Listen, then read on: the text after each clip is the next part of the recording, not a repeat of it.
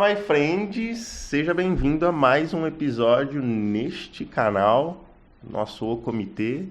E dessa vez, deixa eu beber uma água aqui, pra você. Nós vamos falar um pouquinho de temperamento. Você que é todo estressado aí, nós vamos abordar isso. Você que tem 30 anos, mas tem uma mentalidade de 15, nós também tem até um livrinho pra você, colorido, ilustrado. Esse podcast é um oferecimento da Bratio, a parceira que transforma o seu projeto em realidade, com inteligência, transparência e gestão eficiente. Na Bratio, atuamos com soluções sob medida para obras residenciais, comerciais e também reformas. Da Fundação Acabamento, oferecemos controle de custo e acompanhamento técnico em cada etapa da sua obra. Clique em Saiba Mais e fale com os nossos consultores.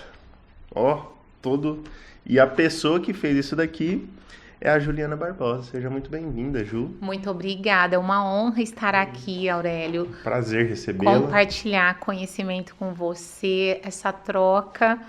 E eu sei que vai ser incrível porque traz transformação. Vambora. E aí a Ju agora nós vamos abordar o que é a configuração de fábrica que a gente tem. E aí você vai entender o porquê que você é todo zoado no trabalho, porquê que você chega em casa, você tá na bad, você quer chorar no banho. E às vezes é só falta de conhecimento. Pronto, não precisa nem tomar remédio.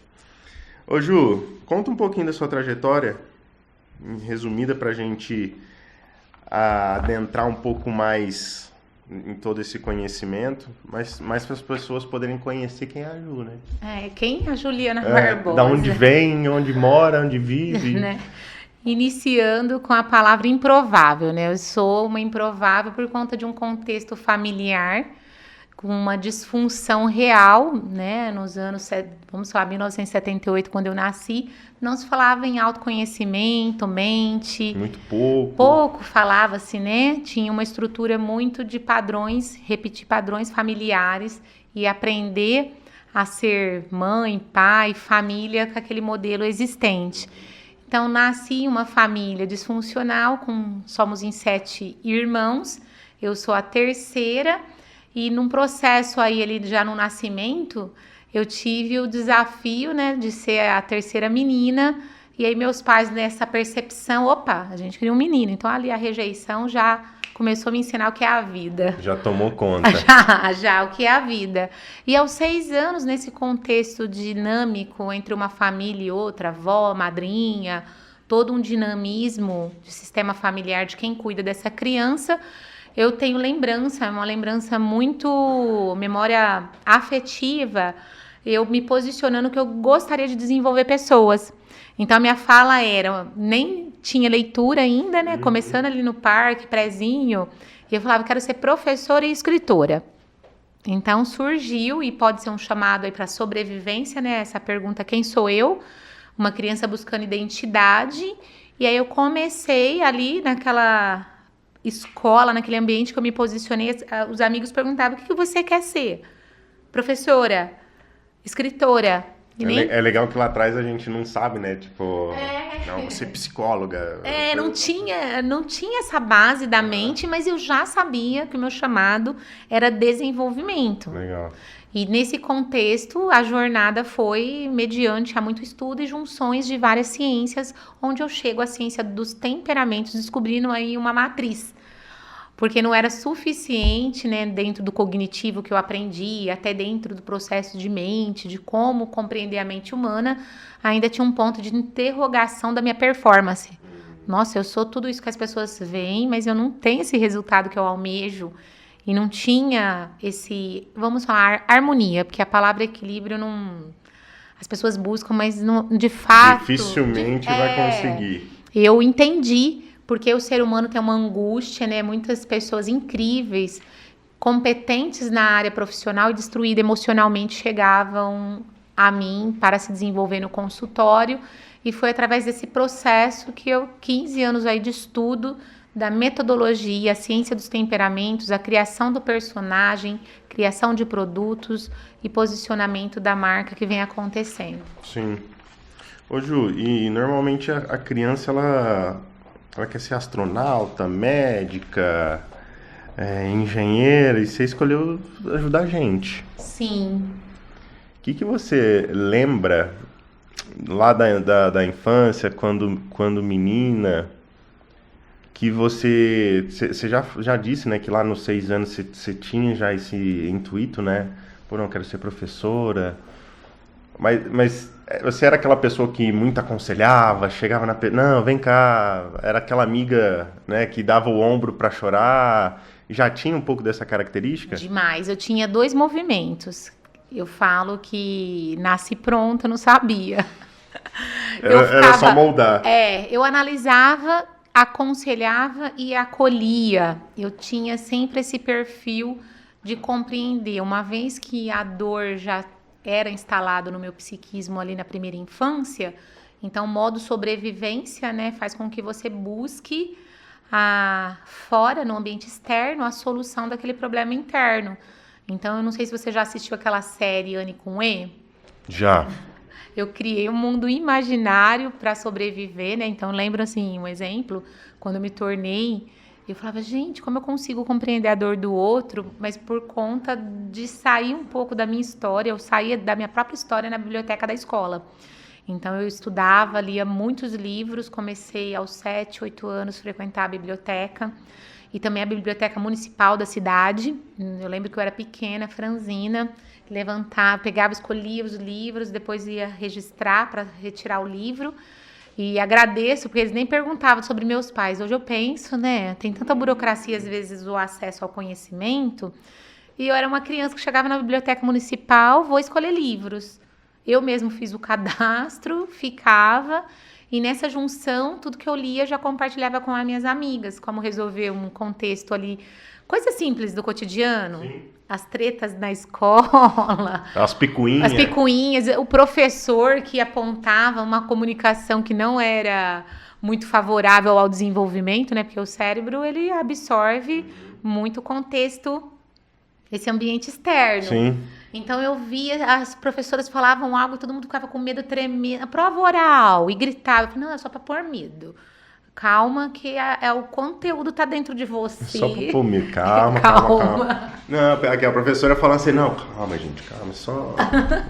Não, calma, ela tá querendo saber se você sabe. Se você estudou, a resposta tá aí. Se não estudou, pode ter medo mesmo, vai dar errado. Porque é uma questão de ação e consequência. E aí, por exemplo, você se recorda se na época você fazia esse movimento de ir para a biblioteca e tudo mais para fugir da realidade? Sim, como eu disse, a Anne com E, quando eu assisti aquela série, eu me vi, porque a realidade era sempre eu buscando alguém me ver, alguém compreenda quem eu sou. Então, Entendi. como a realidade era dura, né? Era a violência doméstica em casa, o ambiente escolar não se falava, hoje tem serviço social, hoje para o desenvolvimento humano nós temos equipe, né? Tem CRAS, tem vários trabalhos sociais que envolvem a psicologia, então a criança, ela tem, mesmo vulnerável, ela tem possibilidade de atendimento. Naquele período que eu era criança, era uma assistente social para o município todo. Então, era raro, eu não recordo de ter assistente social em casa e tirando nós de contextos perigosos, de vulnerabilidade. Então, a fuga... Às vezes até o conhecimento da existência da assistente... Do problema. É como se a sociedade não via esse problema, né? Mas ele era existente. Tem um filme que chama... O nome é Um Lugar Longe Daqui, se eu não me engano, mas é conhecido como A Garota do Brejo. E nesse filme, eu tive quando eu assisti, eu falei, nossa, eu vivi isso e como eu dei conta, porque aí você vai tomando muita consciência no processo, Sim. né? Hoje eu ressignifiquei, mas eu sei os lugares e está registrado aqui em mim os lugares que eu passei. Então, nesse filme, A Garota do Brejo... Uma vez que ela foi negligenciada e abandonada pelos pais, ela vai à escola da forma que ela pode ir, com a roupinha que ela tem, o cabelo da forma que ela conseguia se ajustar, se arrumar. E as pessoas naquele ambiente coletivo, que acontece, né, muito, a gente fala em termos de prosperidade, mentalidade próspera, mas o inconsciente coletivo, ele exclui. ele rejeita aquilo que não é semelhante. E o ambiente escolar foi assim comigo também. Então, nesse filme, eu fiquei muito impactada que ela, é uma história real esse filme também, e ela não fica na escola, e eu ficava. Porque eu chegava, às vezes, com o chinelo de uma cor, eu tenho essa memória, um chinelo havaiano, aquele período era chinelo, com conga. Você tá falando que, tipo, a gente já é pré-instalado em nós a busca pela semelhança. Sim. Então, quando o adolescente ou a criança está dentro da escola, se ela também... Por isso que tende se a criança ser muito inteligente, ela também tende a ter rejeição dentro da escola. Sim, a rejeição... Porque ela não está se destacando num âmbito popular, né? O exemplo, é diferente quando o menino é muito bom de bola. Sim. E aí ele se destaca e vira o popular da escola, mas por quê? Porque o futebol, ele é algo... né? Popular, né? O Brasil ainda tem essa cultura, tanto que se você perguntar para uma criança... Hoje o que ela quer ser é youtuber, sim. Ela se espelha nessa mídia, nessa comunicação, mas tendo às vezes até distorção da realidade, né, desse processo, porque é o que é mais falado, o que é mais popular. E esse processo escolar, ele traz, ao mesmo tempo que eu sempre soube que aquele lugar era o melhor lugar, foi o lugar que me acolheu. Quando fala que a escola é a segunda casa, realmente é. A família é a primeira e sempre será, mas os pais, mulheres, pais, homens que estão me ouvindo, precisa passar para os filhos que primeiro vocês e a segunda pessoa que acredita neles e tem um grande potencial é a professora. A escola realmente é a segunda casa, porque está trabalhando o desenvolvimento, você é capaz. Mas dentro do meu contexto, como eu estava dizendo, né, tanto que no filme ela recua, ela demora a aprender a ler e escrever por conta desse processo, e eu tinha muita tendência a fazer um padrão semelhante a essa escritora, que ela também é uma escritora. Porque eu chegava com um chinelo, um azul e um preto diferente, todos já olhavam, você veio para a escola assim? E eu, sim, porque eu quero estar aqui, era o que, né, é o que eu achei lá em casa, o que tinha muitos filhos, não tinha um adulto para organizar a rotina, tanto que eu tenho... Já analisei esse lugar na minha mente. Eu tenho memórias que eu acordava sozinha para ir para a escola. E meu boletim era 0 faltas. Então, era algo, um instinto de sobrevivência. Porque muito grande. Porque como uma criança pode acordar naturalmente 6 e pouquinho, ainda ir a pé. O bairro era longe, né? Porque eu fiquei... A minha matrícula, como eu fui a terceira nesse cenário... Então, minha mãe e meu pai não se preocupou em matricular, e quando foi dar por conta, estava todo mundo estudando, menos eu. E eu fui pedir para fazer matrícula e parei num bairro muito longe para o desafio, a vida que já era desafiadora. Já colocou um pouquinho mais. Colocou, então era um bairro periférico, mas eu tinha que atravessar toda a cidade para ir para um bairro mais nobre. Mas hoje eu agradeço, porque esse bairro nobre me testou, né? Eu chegava com o chinelo de cor diferente, mas eu não ia embora. Eu chegava do jeitinho que eu dava conta. Uma criança. Então, eu sabia que eu precisava de chinelo, que eu precisava colocar roupa. Eu já fui expulsa da aula de educação física, porque você não estava adequada. Então, ainda eu lembro da palavra marmota. Eu aprendi a palavra marmota com pouca idade, porque eu cheguei e falou que tinha... Só que eu era muito atenta, e quem regulou, né, essa questão de aprender, de direito, regras, foi a escola. Então, um exemplo, quando entregou o papel, aula de educação física, tem que vir de uniforme, camiseta branca, short vermelho e uma sainha. Tá, eu pedia para os meus pais e isso não acontecia porque... tinha uma desassociação muito grande do sentir, da forma de se relacionar. Então, assim, eu fui miserável onde o ser humano não pode ser. Que é no afeto, não precisa nem falar coisas físicas, né? Só o próprio emocional já... Sim, porque era violento, era agressivo, faltava colo, faltava...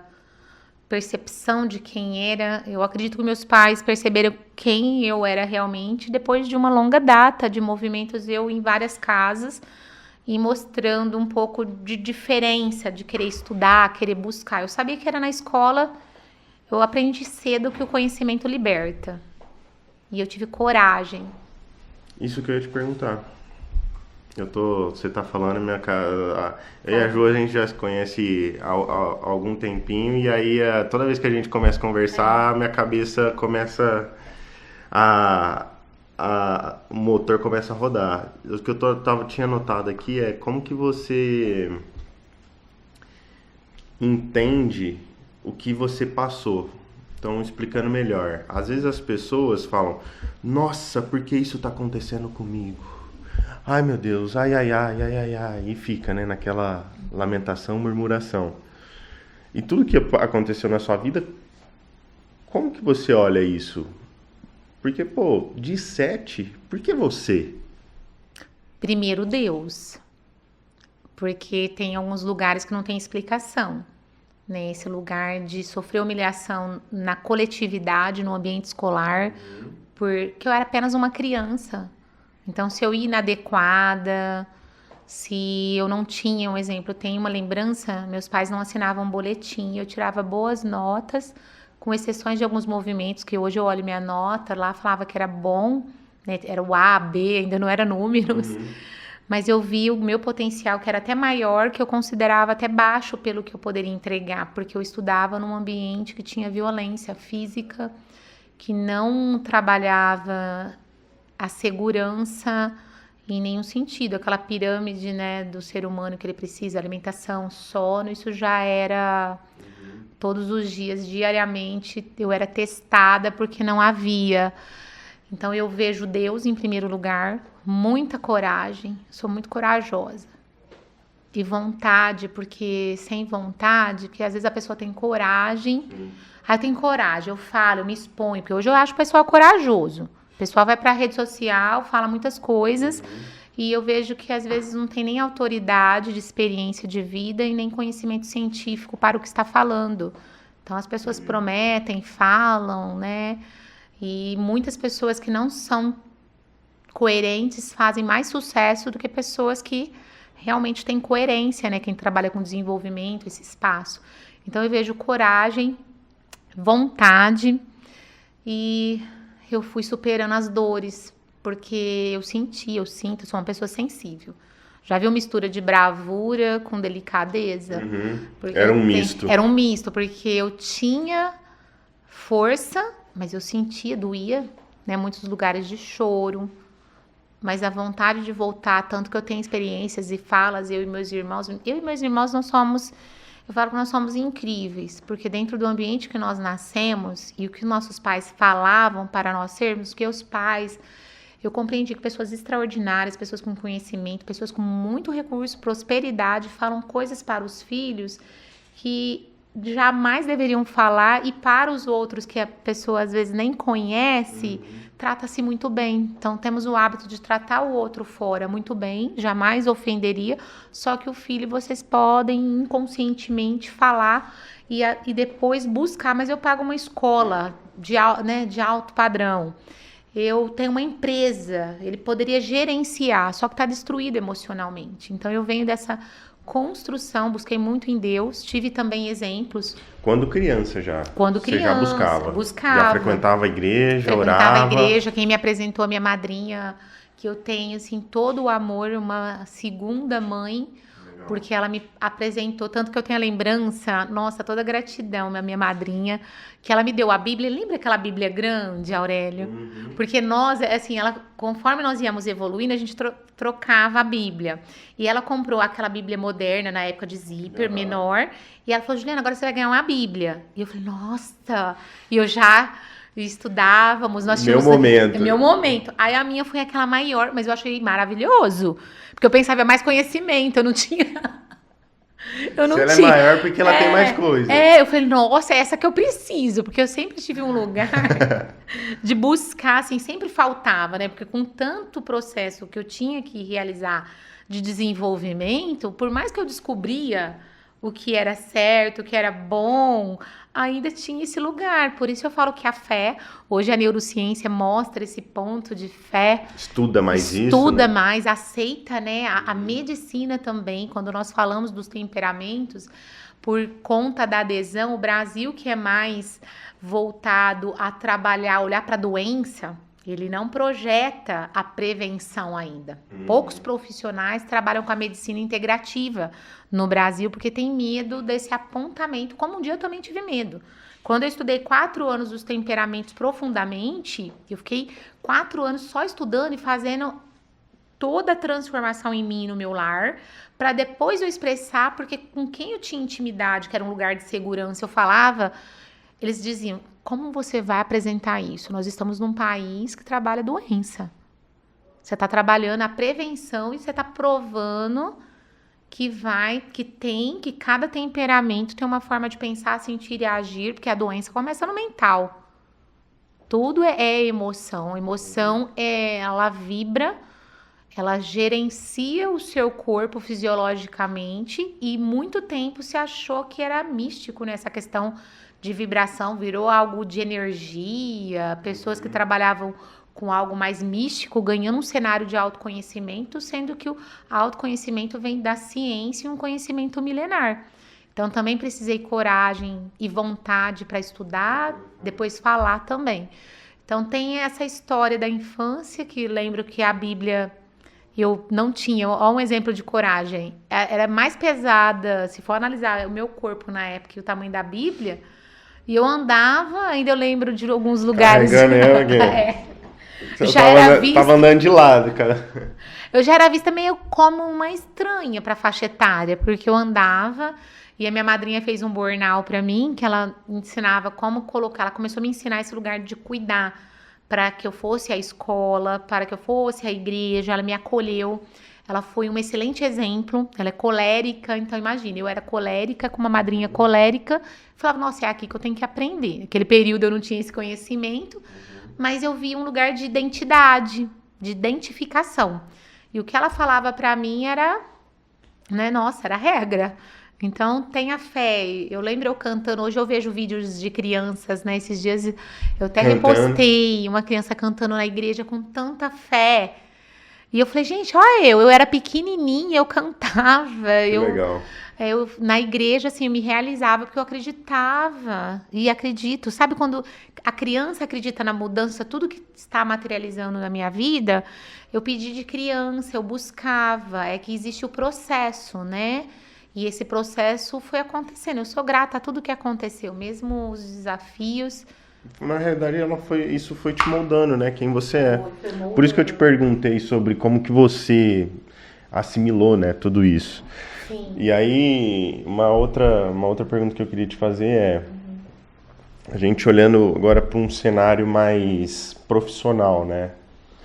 Por que normalmente, dentro do seu conhecimento da ciência, a galera do fundão tende a se destacar hoje muito mais no meio empresarial?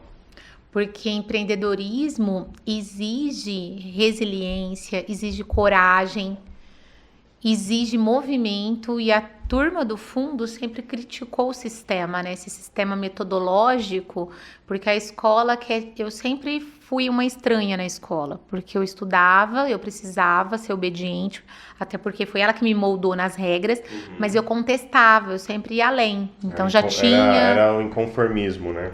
Eu já tinha esse inconformismo e eu sempre fui criativa, porque toda criança criativa, as pessoas pensam, nossa, ela nasceu criativa porque é muito natural dela.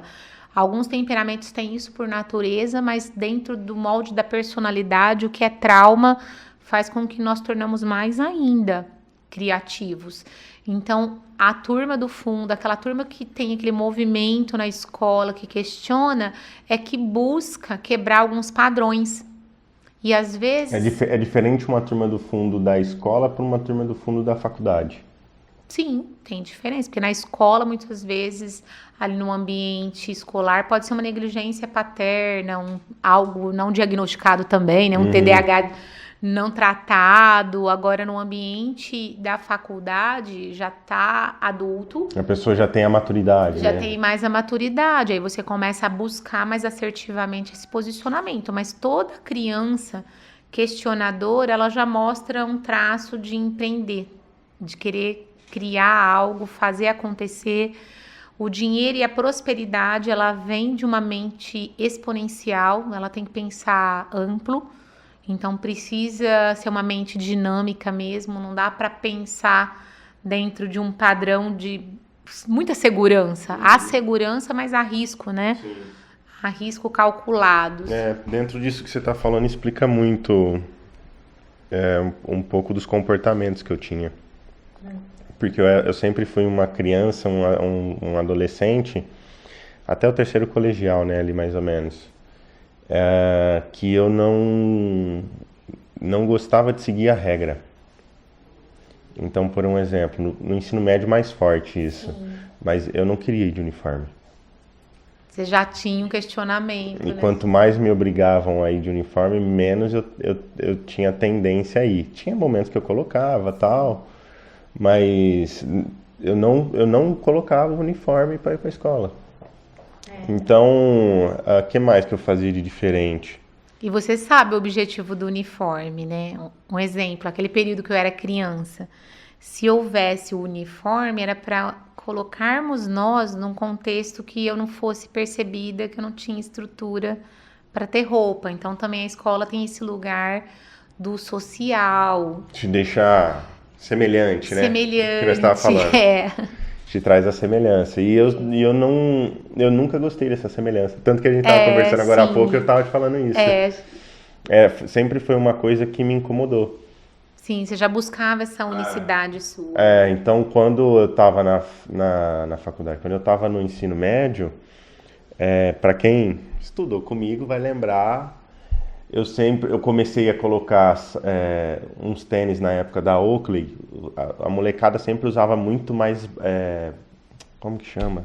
Tênis Timberland. Era uma botinha que existia e tal. E eu ia lá e mudava o meu tipo de tênis que eu comprava.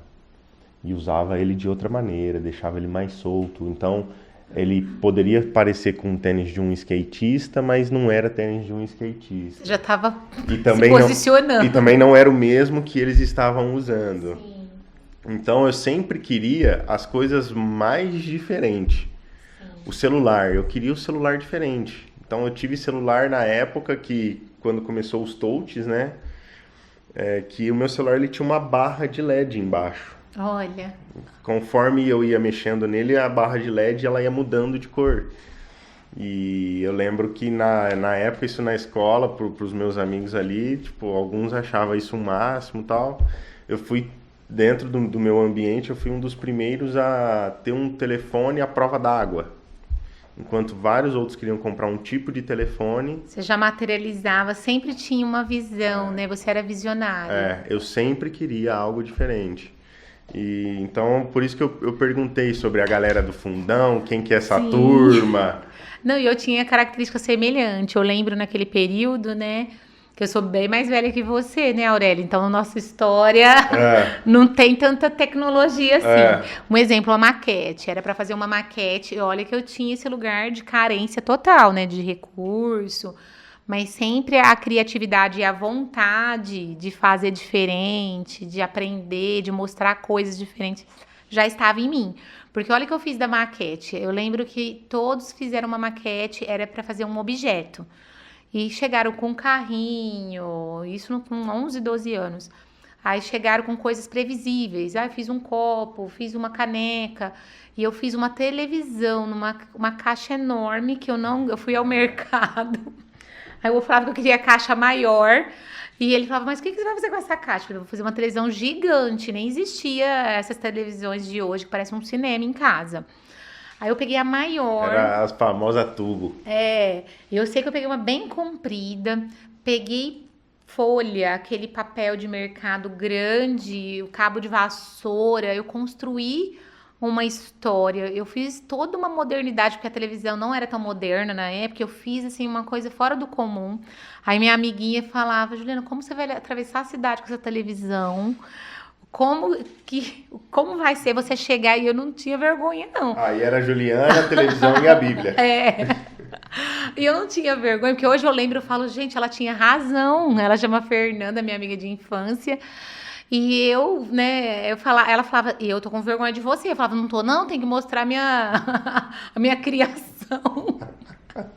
Tirava boas notas, porque eu surpreendia, e eu fazia com muito amor tudo. Apesar de ser um cenário nada favorável que apresentava o afeto, então ler os livros, né, era a possibilidade. Hoje o adolescente, o jovem, o empreendedor tem muito conteúdo de excelência na internet, e nós tínhamos, né, a biblioteca. Então, dentro de toda aquela leitura, de todo o material, eu levava o melhor do que havia, e eu pintava e fiz essa televisão. Cheguei, assim, eu lembro que eu cheguei bem à escola, mas todos, professores, todo mundo ficou olhando, chamou a atenção, já era um diferencial. Não, o que você falou trouxe bastante clareza sobre todo o processo que ia. Sempre fui assim, cara, a mesma, com tudo,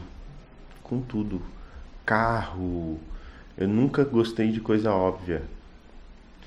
Hoje tá um movimento muito grande na internet sobre relógio, né?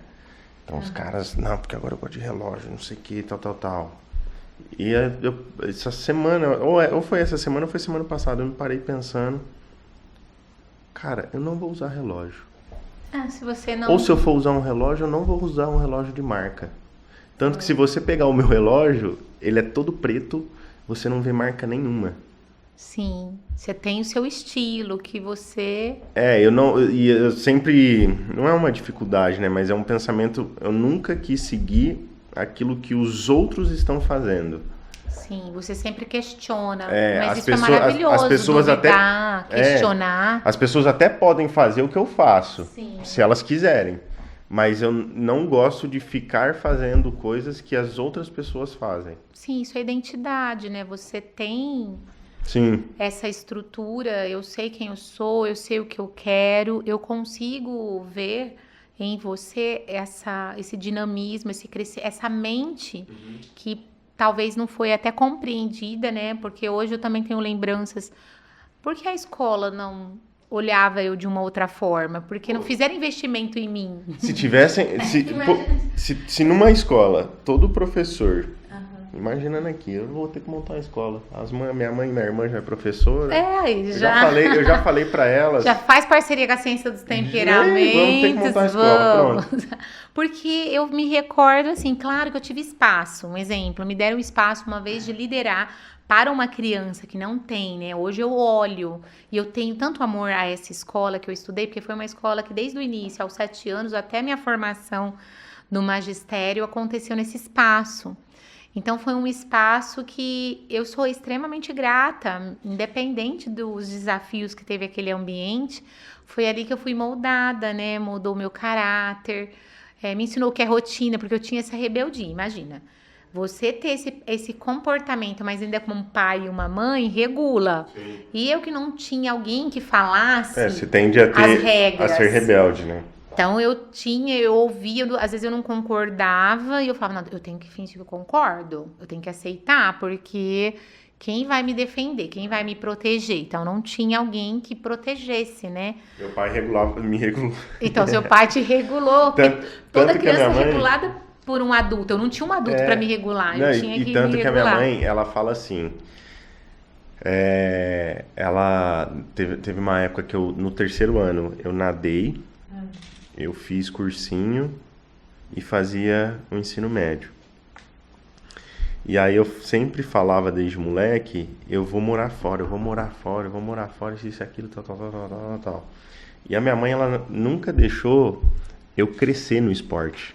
Eu sempre fui uma pessoa esportista, Sim. Sempre pratiquei esporte, mas ela nunca deixou eu crescer no esporte. Então, eu começava a me destacar no basquete e trocava. Eu começava a me destacar na natação. Era um ciclo de autossabotagem, você percebe? Muito.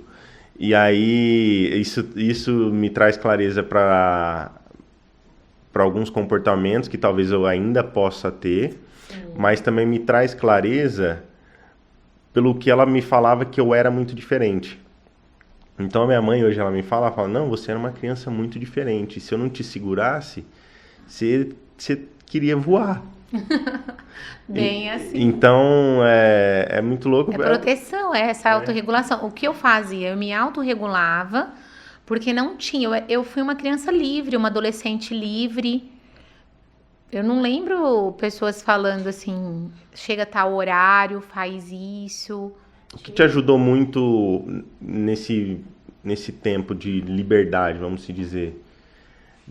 Foi pelo fato de você ter estudado muito?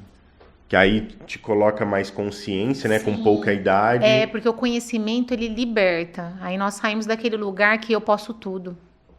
Eu vi muito cedo, através dos livros, das histórias, do conhecimento, que o mundo não era um lugar tão bonzinho, que era perigoso. E aí eu tive que ser aquela criança atenta que me protegesse de mim mesma, né? Porque tinha lugares que eu e meus irmãos estávamos que eram perigosos. Festas com álcool, um exemplo. Lugares que, mesmo parecendo um ambiente familiar, eu percebia ali uma possibilidade de abuso, eu saía, eu buscando afeto. Você já conseguia identificar? Eu conseguia identificar, não conseguia me expressar, não tinha lugar de segurança para expressar, porque não tinha um adulto que validasse o que eu falava, uma escutativa. Uhum. Eu tive que aprender isso na vida. Depois, quando me tornei mãe, também reproduzi com qualidade, assim, tudo que eu aprendi, eu busquei fazer o meu melhor. Não existe mãe perfeita, não sou perfeita, mas eu dei o meu melhor e todo o conhecimento foi me guiando e me gerenciando para a compreensão quem eu sou, um lugar de humildade. Porque... te gerava dúvida na sua cabeça, mas você também sabia como você poderia buscar. Sim, né? Eu sempre busquei a resposta.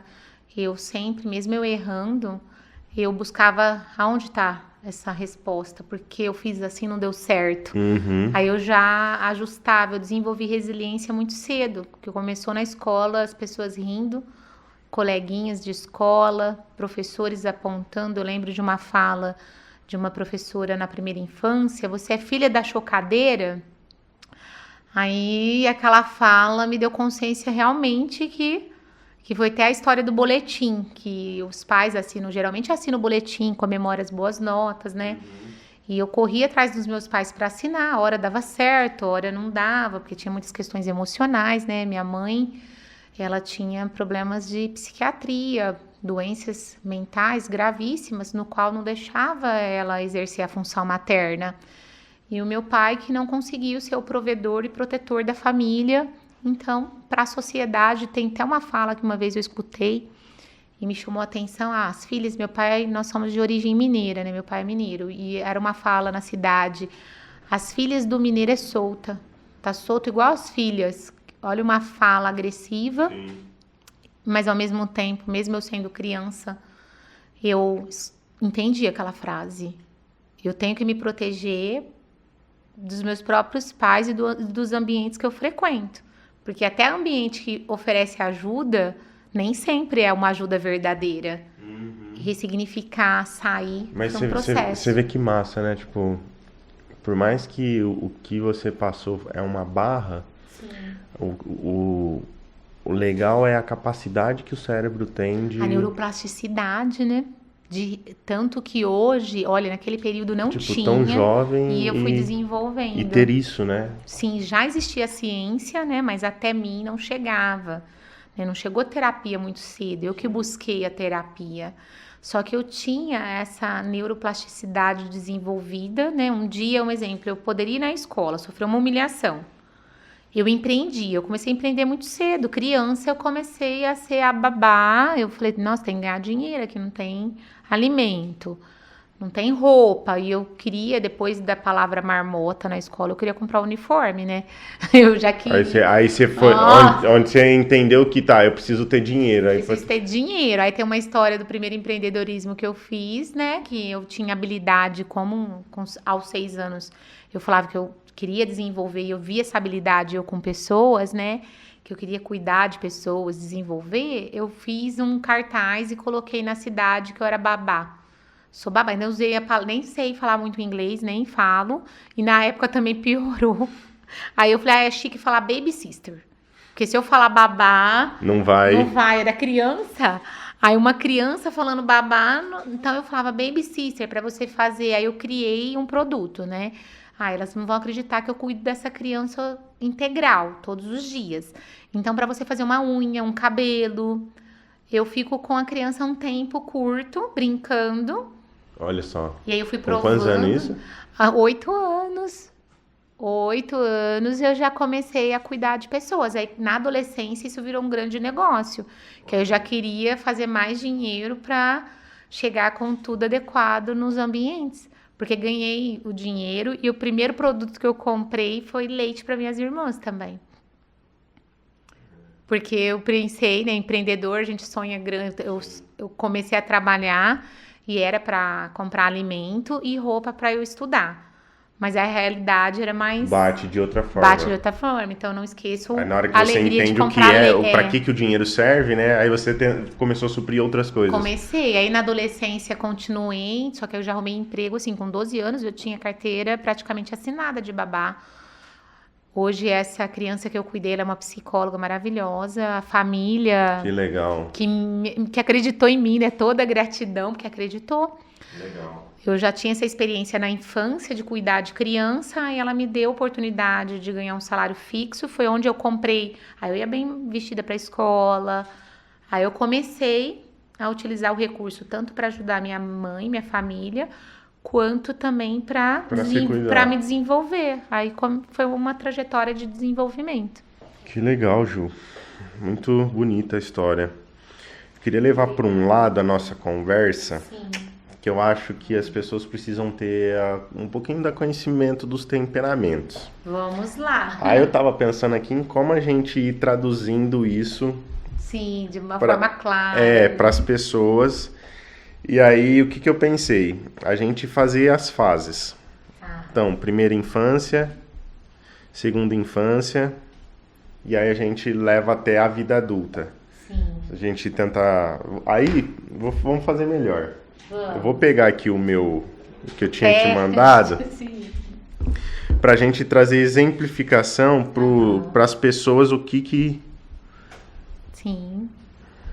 daria pra gente, pra eles observar pro filho. E compreender o que é um teste clínico, né? Porque eu conheço, essa semana mesmo eu tive uma experiência, uma pessoa acreditava, imagina, ela foi em um evento, nesse lugar deu um formulário e falou que ela era melancólica.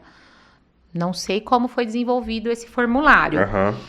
E ela veio até a mim e quando ela fez o teste, deu temperamento nato sanguínea, uma porcentagem alta, 53% sanguínea e 23% fleumático e os outros ali meio que perdidos. Imagina ela tentando, desde quando ela fez esse questionário, que não era um teste clínico, pessoas que vão usando, e está muito isso no mundo corporativo e na igreja.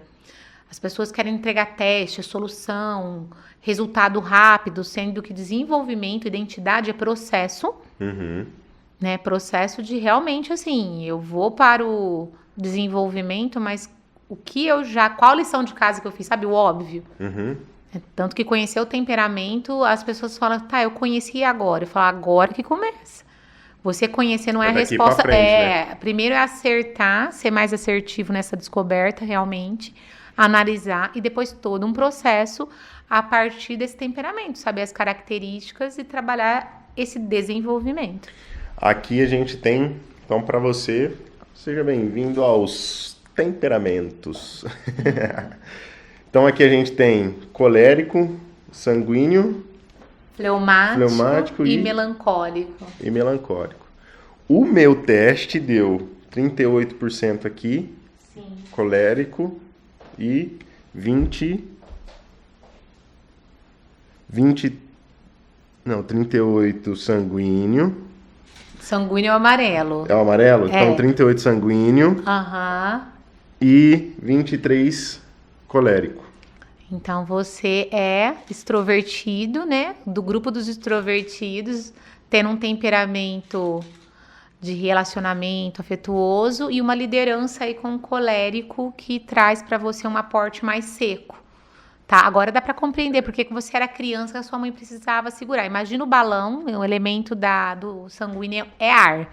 Então você é o balão e o fogo colérico ali só subindo, acontece coisas extraordinárias, mas também Entendi. O risco é alto. É um risco alto. Não mede, né?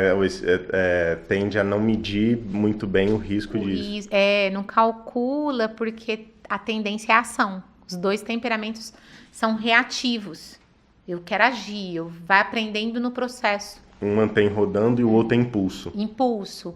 E o autoconhecimento, porque hoje no empreendedorismo falamos tanto em autoconhecimento? Porque a primeira gestão é mental. Até a fé que muitas pessoas falam, por que essa pessoa não tem fé? A depressão, quando ela tira essa possibilidade de você ter fé, é porque desconsidera as emoções, o quanto isso é impactante. E compreender a mente humana, compreender o temperamento é uma necessidade. Então, quando falamos, né? Olha, aqui no Ocidente nós não valorizamos a integração do ser, mente, corpo e alma. E ocidental valoriza porque eles são mais... Olha as escolas, como que as crianças lidam, né? Eu vejo muito conhecimento deles, assim, o menino já sabendo o papel ali, a função, protegendo a menina em algumas situações. Nós vemos o nível de consciência de não diminuir o outro, tem menos preconceito que o Brasil. O Brasil é um país de diversidade, mas é o país que mais é seletivo. E Europa e outros lugares muito mais evoluídos não tem muitas vezes o que tem em nosso país, porque é o preconceito, a ignorância.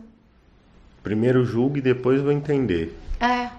Não primeiro entendo e depois eu posso formar uma opinião, né? Isso, ou colocamos até uma palavra mais simples e funcional, respeito. Sim. Porque quando você passa a respeitar o que é diferente de você, já caminha para assertividade sem saber o temperamento. Já é esse caminho. O que eu ia falar até do formato da escola. Então, para você que é empreendedor, vou deixar uma ideia aqui, senão depois eu executo ela. Sim.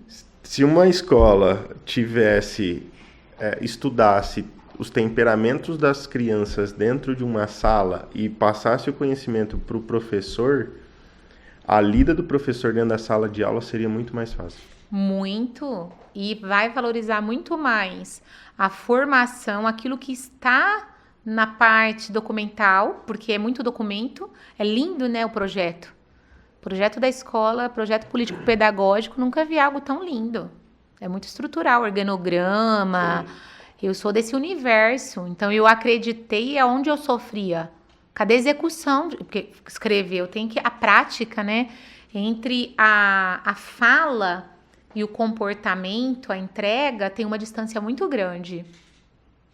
Então, hoje, se a escola conhece primeiro o adulto ter formação, para ele estar adulto, né? Porque você deu um bom exemplo aqui. Que às vezes ele não trata nem os traumas dele. Sim, que é o que acontece muitas vezes em ambientes coletivos, né? Adultos que não ressignificaram a própria infância e a criança faz esse convite, porque a criança faz birra mesmo. Criança quer voar, igual sua mãe estava ali regulando você, porque o adulto que regula e ela fez assertivamente para você tornar essa pessoa maravilhosa que você é. Então, o professor, ele precisa estar adulto, o gestor, trazer uma metodologia. Eu sempre falo, às vezes o pai que procura orientação e mãe, qual escola para o meu filho? Valores e princípios. Quem é o professor? Que de repente o prédio é lindo, a estrutura, mas o ser humano que vai estar um ano. É muito tempo. É muito tempo desenvolvendo o seu filho e temos experiências em clínicas, o ambiente traumático. Primeiro, família. Onde começa o bullying? Na família. Colocando a fraqueza do temperamento em evidência É muito comum a pessoa achar que vamos pegar o exemplo aí do fleumático, que ele é lento. Ele tem um processo para analisar, para entrar em ação. Aí apelidos surgem na família. Vai, Lardão. Tartaruga, lento. Mas você não vai, né? Esse daí é 10 para as 9. Bem assim, ó. Aí começou esse bullying. Na escola tem um reforço e coletivo. O que a criança faz é real. Minha mãe e meu pai, que me ama, fala que eu não sou capaz de fazer algo com tempo hábil, porque o fleumático faz, ele é líder, mediador. Dos introvertidos, ele tem uma liderança. E muitas pessoas têm essa liderança e não sabem por conta de crenças limitantes. Que começa nesse ambiente familiar, depois vai para a escola. E é interessante que a família aponta a escola também, né? Que aí eu preciso falar sobre isso. Porque o bullying reforçado na escola é reflexo da autoestima que pai e mãe não deu para a criança. Há um espaço de vulnerabilidade. Tanto para quem recebe quanto para quem faz. Sim. E crianças são apenas crianças em desenvolvimento, precisando de nós, adultos, conscientes. Então é por isso que... nossa, me explica também muita coisa. Olha... É por isso que... Tá acontecendo em tempo real. É por isso que eu sempre tive uma habilidade de conversar com todos dentro da sala. Sim. Porque como eu não tinha isso dentro de casa... Você tinha uma escutativa, As né? pessoas, Foi amado. Eu não me recordo de ter apelido na escola. Autoestima, criança amada. Aí as pessoas falam, nossa, mas o seu nome é Aurélio e não te chamavam de dicionário? Eu falo, cara, não, nunca tive apelido na escola. É esse lugar do posicionamento. Nossa, que doideira. Eu tinha. Se eu falar o apelido hoje, por isso que eu uso improvável. Adivinha o apelido? A filha da louca. Eu trabalho com terapia, então via aquele período de depressão, não era tratado como... Né, minha mãe tinha um CID depressivo, com um tratamento não assertivo, então ela tinha desequilíbrios, tinha surtos de comportamentos. E aí os alunos... Qualquer coisa que você fizesse, também, a filha de quem quer, né?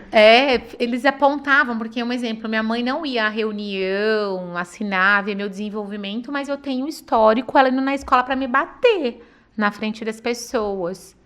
Porque ela queria uma resposta onde estava, ou minha irmã caçula, ela queria que eu respondesse algo que eu nem tinha resposta. E eu estudando. E a escola deixou ela entrar porque é a mãe. E depois, quando a escola viu eu apanhando no meio de todos, e agora? Então, percebe que é um lugar assim, hoje eu falo que eu construí minha autoestima, não foi fácil o processo, os relacionamentos repetiu-se um padrão, né? Teve um padrão, porque imagina, uma criança que tem esse lugar de vulnerabilidade, esse espaço de agressividade, até compreender o que é o amor saudável, né? Foi um processo, e transmitir isso para os meus filhos, realizar o que eu realizo, foi muitos lugares de reconstrução e não desistência, nunca desisti. Top. Ju, primeira infância, o que a gente pode trazer como erro e o que a gente traz para ser assertivo? Primeira infância é de extrema importância, pais que estão ouvindo, adultos, quem pretende também ter filho, né? Eu falo que a maternidade e a paternidade começa quando você já vai a um casamento, já pensa em casar e pode acontecer a qualquer momento. Então, qual é o processo? Primeiro é saber que de 0, que é desde a gestação até 3 anos, é de extrema importância. E isso é o nosso subconsciente e o temperamento como nato. Nascemos com, se essa mãe tem esse conhecimento, ela já vai começar a observar a tendência que está moldando, né, ajudando ali no processo do molde da personalidade, porque molde de personalidade, pai, mãe, temperamento, e esse ambiente já ser acolhedor, aceitar e amar, atender a necessidade, porque um exemplo, você vai ao pediatra, nasceu o bebê, tanto que tem uma fala muito comum, né, de 0 a 3 anos, mas tava lá no hospital, estava tão bonzinho, chegou em casa, começou a ter alergia. Não aguento mais. Começou a ter choro. Por quê? maternando, né? Nasce uma criança, nasce uma mãe também, nasce um pai, é um processo todos aprendendo. Mas quando você sabe que de 0 a 3 anos tem necessidade de ser aceito e amado, independente do temperamento, você vai fazendo ajuste com o que a medicina vai trazendo. O pediatra vai falar, mamada, tanto tempo. Ah, mas aqui, ó, já percebi que o meu filho é, né, mais agitado, ele mama... Ela falou 3 em 3 horas, mas dá 2 horas, ele grita. Já quer mamar. Já quer. Então, o mamar, o peito, o colo, os primeiros 1000 dias são essenciais para uma mente saudável, conexão com mãe, principalmente esse período pai e mãe, são as vozes que o bebê mais ouviu, o coração que ele escutou a bater. Então, é de extrema importância esse colo e relacionamento com a mãe ter rede de apoio de vocês, homens. Avós, os pais precisam estarem unidos, porque esse processo de relacionamento, muitas doenças na área da psiquiatria vêm dessa desconexão. Melanie Klein, uma psicanalista maravilhosa, fala sobre peito, colo, esse amor, porque até o bebê entender que ele também é um ser diferenciado da mãe, é um processo. Entendi. Então, é preciso esse cuidado, esse amor, não é ficar preso à rotina, à perfeição. É ficar na conexão afetiva, não quebrar. Não é a mãe, por um exemplo, a mãe e o pai deixar de trabalhar. Isso, não. Mas é quando estiver em casa, Qualidade. dedica ali o tempo para a criança. A criança tem que se sentir amada, aceita, porque eu tenho casos de pessoas que não trabalham, ficou na maternidade e ficou infeliz. E aí a criança não vê a mãe feliz, ela também... E isso é um... Você passa do É mesmo regulador, Ela falou, eu nasci, ela não tá feliz, então eu sinto que quem é o problema? E isso tá instalado já na primeira infância de 0 a 3. Entendi. A criança ela já sente isso. Aí nós temos depois essa fase de 3 para 6, que é o molde da primeira infância, que ela já vai tendo mais habilidades, né? A famosa briga na escola também, as confusões, criança faz confusão, tá tudo bem. Os porquês, ela começa a se identificar, eu não sou minha mãe, não sou meu pai, então por volta ali dos 3, 4 anos eu começo, né? A criança começa assim, eu quero ter uma liberdade. E aí é onde nós vamos colocando limites, e esses limites precisam ser claros para compreensão, né? Sim. Que é segurança, proteção, mas não impedir essa essência que é nata, né? Se a criança é mais melancólica, eu vou dar um exemplo, vai deixar na escolinha de 0 a 6. A forma de adaptar dela é diferente do sanguíneo, que nem você vai falar tchau para sua mãe... Tô no parque de diversão. A mãe que vai ficar triste. Tem um episódio, Minha Mãe é Minha Peça, que fala muito isso. A dona Emília leva a filha pra escola e a filha fala, tchau, mãe, feliz. E ela, como assim? Você tá dando tchau, você tá feliz que você tá indo à escola? E a criança, claro, eu tô super feliz que eu vim estudar, mamãe. É sanguíneo, quer explorar aquele ambiente. Uma criança melancólica, ela já vai precisar... fazer um outro processo, ela entra na escola, primeiro tem que fazer um trabalho antes, olha, é aqui que você vai estudar, a mãe tem que ir lá alguns dias antes do início das aulas, preparando, porque ela só fica naquele ambiente se ela se sentir segura, senão ela vai ficar, mas vai chorar, vai ser traumático, e aí tem uma série... Um fleumático, ele é estável. Eu falo sempre que quando eu falo estável nas emoções, no sentido de lidar melhor, que o melancólico tem um aporte seco, ele é terra, então ele vai chorar e alguém vai atender. Aí o fleumático, o que acontece? Ele é adaptável.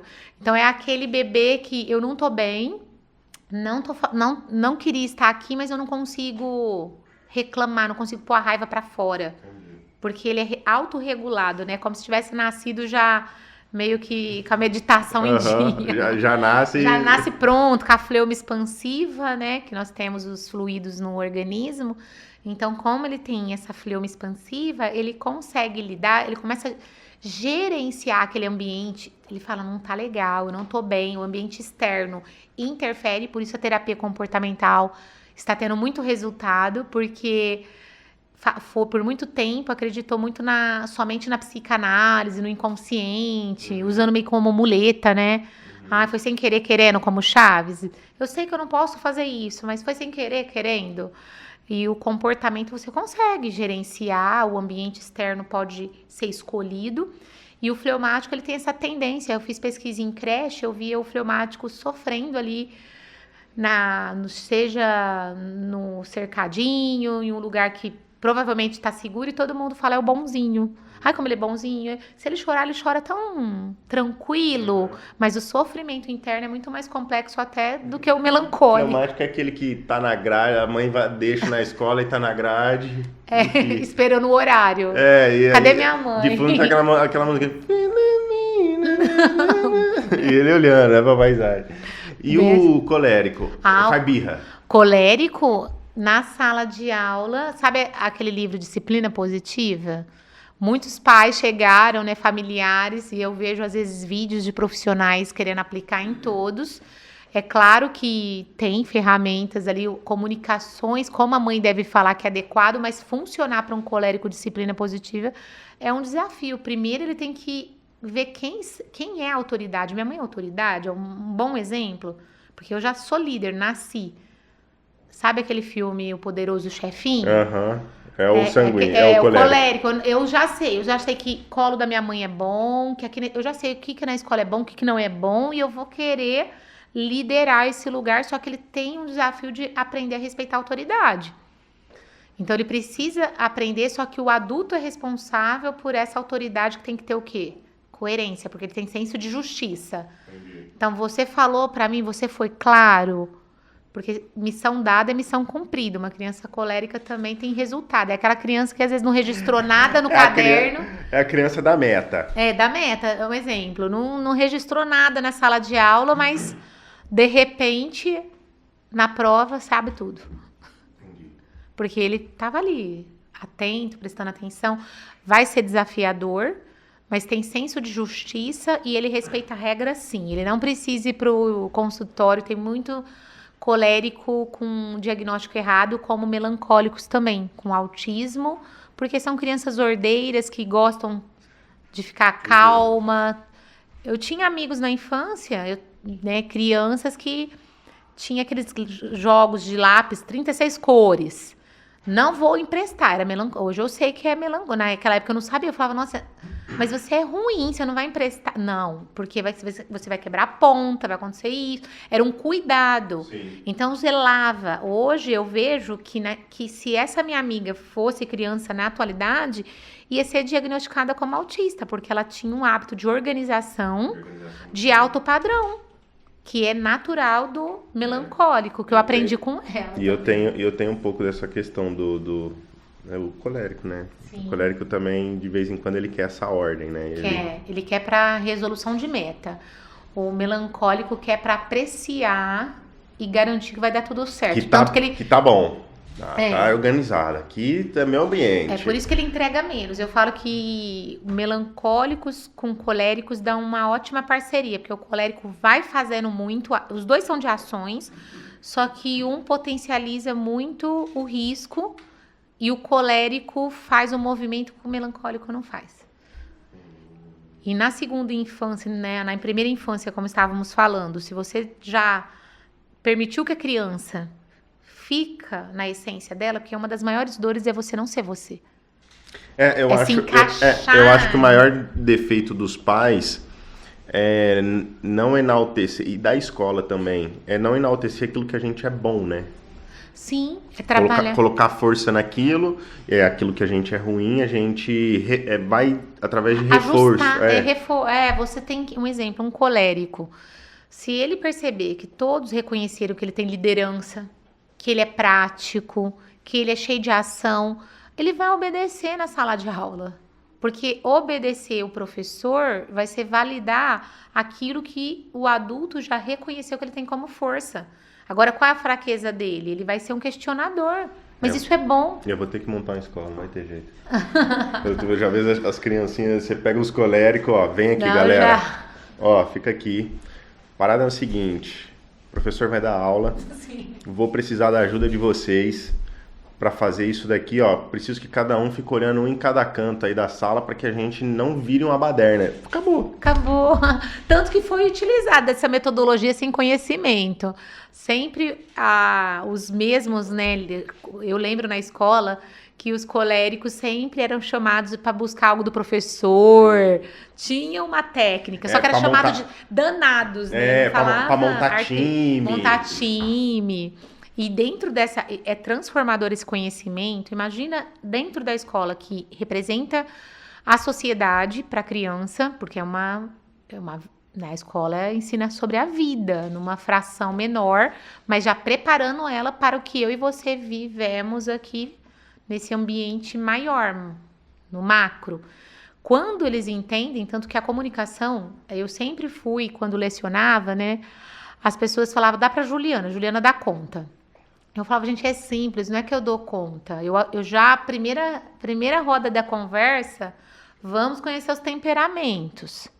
Aí eu apresentava, e eu fui desenvolvendo, né, todo adulto criativo é porque ele lutou para sobreviver na infância. Então eu tenho esse histórico. Eu conheci o Sérgio Lopes, que fez a Turma do Balão Mágico, e eu lembro que ele me deu 25 minutos para eu apresentar o projeto. E aí ele fez eu lembrar esse lugar que eu tenho consciência, mas que a gente acha que é normal, né? Ele falou, 25 minutos, me apresenta o que você tem da metodologia. Aí eu falei, nossa, mas na minha mente não vai dar, não. Mas vamos lá, né? Comecei a resumir e falei, tem canções, me enviei as canções, tem os produtos, a metodologia, cada temperamento com as funções executivas, você regula assim. Tem música também para o adulto, fiz um samba para os pais. Fiz música para cada temperamento, porque eu testei, né, tudo que eu criei e sou grata, porque foi o ambiente social, a escola, o adulto, fui secretária de educação. Quando eu vi o inconsciente coletivo atacando meu conhecimento, não aceitando a minha gestão, uma das maiores dores, porque eu já estava adulta, consciente, eu achei que ali que era a virada, né? Nossa, agora... Agora eu transformei. Agora é uma... Tô no cargo, tenho conhecimento. Já chamei a doutora Arruda, neurocientista. Olha, você vai falar sobre TDAH, eu vou trabalhar o desenvolvimento aqui de outra forma. E os professores vão compreender e vamos dar aula felizes, porque a criança conhecendo o temperamento, não é que ela vai se autorregular, que ela tem essa responsabilidade. Mas ela aprende a lidar e aprende a nomear as emoções. Porque o nosso país não ensinou isso nem para as crianças. O que eu estou sentindo? Tem adulto que não sabe o que está sentindo. Não sabe separar estresse de algo que é só ali naquele momento que ele não está sabendo lidar. Ah, estou estressado, estou com ansiedade. De repente é uma irritabilidade porque é uma dificuldade no conteúdo. E colocar, né, parceiros, coloca um colérico com melancólico, ou coloca um sanguíneo com fleumático para... vou te trazer alegria aqui, vamos fazer acontecer algumas coisas. Ou também analisar, né, e fazer dentro da necessidade. É o mapa de sala. Eu sempre fiz. Então, quando me dava desafios... Dá para você tanto juntar e aplicar atividade específica para cada tipo, quanto dá para você fazer atividade diversa com vários perfis diferentes, cada um aprender a lidar com os perfis diferentes. E o que o Sérgio falou... Ele, na hora que eu entreguei tudo em 25 minutos, você criou tudo isso para ensinar sobre a ciência dos temperamentos. Eu falei, mas as crianças entenderam. Interessante que eu falava isso na sala, né? Então eu apresentava de forma lúdica, claro, né? Fazendo a adequação da fala. Colocava a canção, aí eu falava, desenha o que você percebeu da sua essência. Qual o temperamento que você possa ter. Aí eu achava muito bonitinho. Que tinha criança que fazia um exemplo, uma criança que era colérica. Achei muito bonito, né? Uma criança fez um colérico, desenhou um coração ao redor. Quer dizer, eu vou falar meu temperamento, mas já vou me proteger, porque eu já descobri algumas fraquezas que é minha, que é meu. Só que depois do ano letivo fluía naturalmente. Porque aí nós íamos falando sobre isso, trabalhávamos aceitação. E eu também apresentava o meu, né? Falava, eu sou amorosa, mas sou firme, porque eu sou colérica, eu sou seu inverso, eu sou colérica com sanguíneo. Aí até ele vai saber lidar, né? Sabia com lidar. O próprio professor. Eu tive um exemplo de uma criança que ela era sanguínea e muito livre. Ela estudou numa escola que não tinha regras. Então, quando ela chegou numa escola pública que tem regras e horário, ela começou a ter desconforto de perceber que eu ia ensinar, porque eu ensinava a rotina da segurança, né? Então, eu apresentava o que ia acontecer no dia, ela contestava a minha rotina. Não, mas hoje eu quero parque. Aí eu apresentava, mas hoje não é dia do parque. Existem horários, existem o outro, né? Aqui a empatia, porque tem a outra sala. E eu comecei a ensinar essa regra, que é um processo de aceitação de como a vida também se apresenta, não né? É do jeito que ela que quer. não é essa liberdade. E ela, de frente, ali, um primeiro mês, uma negação do que eu apresentava. E depois, só gratidão. Até hoje é grata. Eu tenho ex-alunos, falo, olha, Que eu legal. sou o resultado que eles têm na vida também. Foi desse ensinamento, de acompanhamento da característica, a descoberta do temperamento e se relacionar. Que legal. Quando a gente sai já dessa segunda infância, eu vou pular lá para nossa adolescência. Sim. O que os pais devem ficar de olho, melhorar? Um divisor de águas aí. Todas as pessoas pensam que o colérico vai ser um filho adolescente desafiador. Atenção, pois o sanguíneo é um dos temperamentos que na adolescência e o fleumático, eles precisam de uma atenção, porque o sanguíneo, ele aprende, a linguagem dele é experimentar. Ele quer conhecer o mundo, ele é sociável, conectado, é conexões. Então, a tendência de experimentar coisas que não são tão boas é grande, ele tá buscando identidade, e isso conversa, né? Porque o temperamento dele é sanguíneo.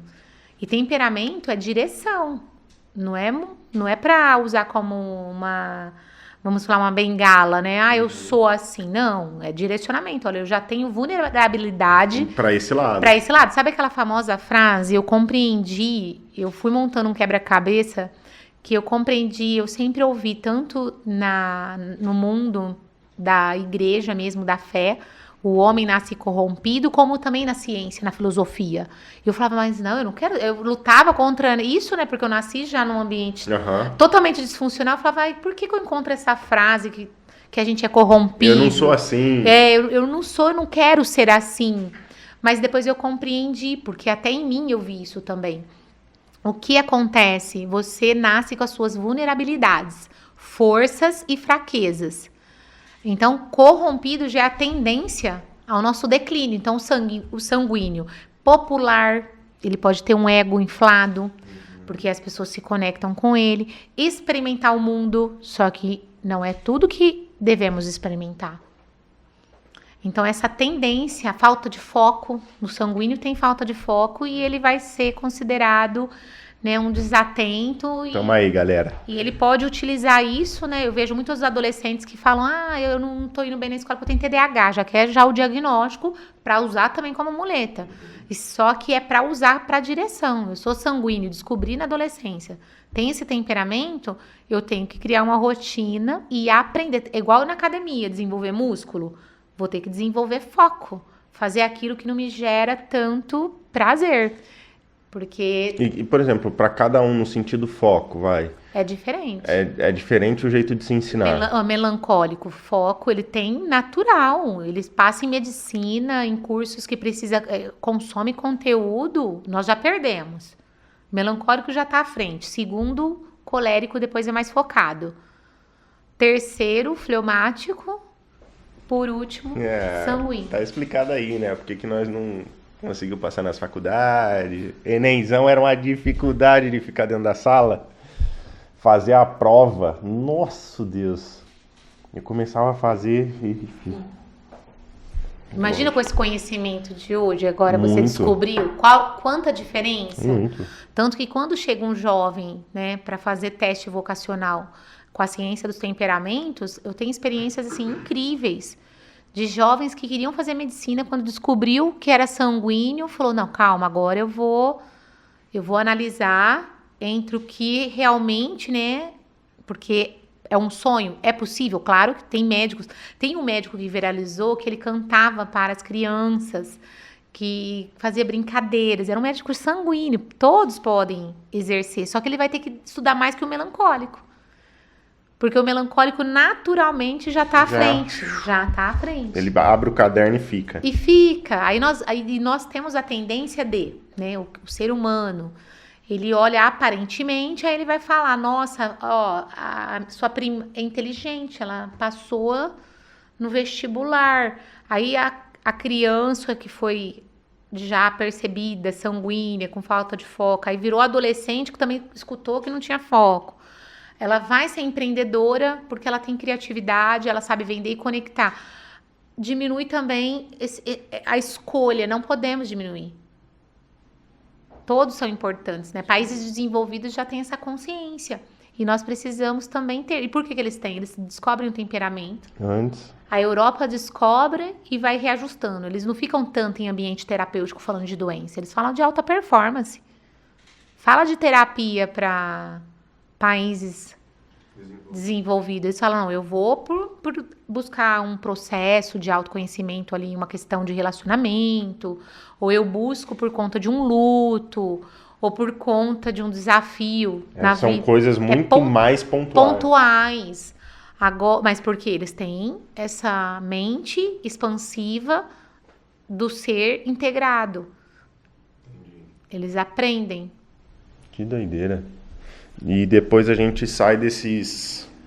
Essa adolescência que precisa, né? Todos precisam de cuidado, mas com essa observação, que o fleumático não vai ter facilidade em falar. Eu quero falar dos fleumáticos porque, como são adolescentes, foram crianças, sabe o príncipe? Filhinho, nossa, princesa, príncipe, nunca me deu trabalho.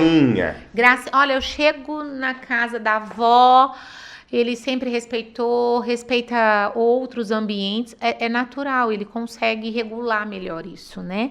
Só que a dificuldade, falar, se expressar, ele tem tendência, Maria vai com as outras na adolescência, aqueles programas que ele nem gostaria de fazer, né? Ele tem, por mais que ele tenha orientação de pai e mãe... Ele já tem a predisposição de... Ele tem uma predisposição, por quê? Na adolescência, qual grupo que é mais importante para o adolescente?